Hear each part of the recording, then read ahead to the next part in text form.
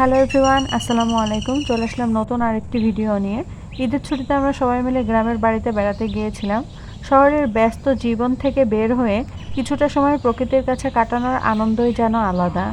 গ্রামের বাড়িতে গেলে চারিদিকে সবুজের সমারোহ, পাখির ডাক আর নির্মল পরিবেশ মনটা একদম ভালো করে দেয়। আমাদের গ্রামের বাড়িতে অনেক ধরনের গাছপালা রয়েছে। বাড়ির পেছনের দিকে হাঁটতে গিয়ে দেখি প্রচুর পরিমাণে কচু শাক হয়েছে। এত সুন্দর সবুজ কচু শাক একসাথে দেখে সত্যিই খুব ভালো লাগছিল। মনে হচ্ছিল প্রকৃতি যেন নিজের হাতে সবুজের এক সুন্দর চাদর বিছিয়ে দিয়েছে। আমরা যতদিন গ্রামের বাড়িতে ছিলাম তার মধ্যে একদিন সবাই মিলে কচু শাক তুলেছিলাম। এরপর সেই টাটকা কচু শাক ছোট চিংড়ি মাছ দিয়ে রান্না করা হয়েছিল।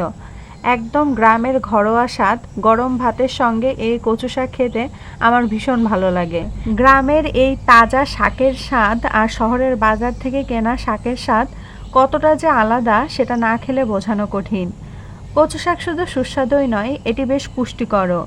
এতে রয়েছে আয়রন, যা রক্ত স্বল্পতা কমাতে সাহায্য করে। এছাড়াও রয়েছে ভিটামিন এ, যা চোখের জন্য ভীষণ উপকারী। নিয়মিত পরিমিত পরিমাণে কচু শাক খেলে শরীরের জন্য অনেক উপকার পাওয়া যায়। এছাড়া এই কচু শাকে রয়েছে ভিটামিন সি, যা শরীরের রোগ প্রতিরোধ ক্ষমতা বাড়াতে সাহায্য করে। আর একটা বিষয় আমাকে সবসময়ই মুগ্ধ করে, এই যে কচু পাতার উপর যখন পানির ফোঁটা পড়ে তখন পাতা কিন্তু ভিজে যায় না। পানির ফোঁটাগুলো ছোট ছোট মুক্তোর মতো দেখা যায়। দেখুন তো কচু শাকগুলো কেমন সুন্দর চকচক করছে। প্রকৃতির এই ছোট ছোট সৌন্দর্যগুলো সত্যি অসাধারণ। যতবার দেখি ততবারই নতুন করে ভালো লাগে। মজার ব্যাপার হলো, গ্রামের মানুষ অনেক সময় এত সহজে এই কচু শাক পেয়ে তেমন গুরুত্ব দেয় না। অথচ আমরা শহরে থাকি বলে অনেক সময় ইচ্ছা করলেও টাটকা কচু শাক খেতে পাই না। বাজার থেকে কিনে খেতে হয়, তাও আবার সবসময় পাওয়া যায় না। তাই গ্রামের বাড়িতে গিয়ে নিজের হাতে শাক তুলে রান্না করে খাওয়ার আনন্দটাই ছিল অন্যরকম।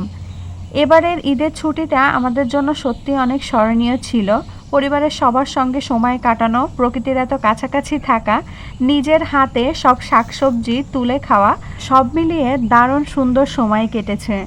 প্রতি বছর বর্ষার শুরুতে আমাদের গ্রামের বাড়ির পেছন সাইডে যে আম বাগান আছে তার ভিতরে এরকম কচু শাক জন্মাতে দেখা যায়। কচু শাক কিন্তু আমাদের গ্রামীণ বাংলার একটি ঐতিহ্যবাহী খাবার। ইলিশ মাছের মাথা দিয়ে কচু শাকের রান্না খেতেও কিন্তু দারুণ লাগে। আমার মতো কচু শাক খেতে কে কে পছন্দ করেন কমেন্ট করে কিন্তু অবশ্যই জানাবেন। এই ছিল আজকের ছোট্ট একটি ব্লগ। দেখা হবে নেক্সট ভিডিওতে নতুন কোনো টপিক নিয়ে। সে পর্যন্ত আপনারা সবাই ভালো থাকুন, সুস্থ থাকুন। আসসালামু আলাইকুম, আল্লাহ হাফেজ।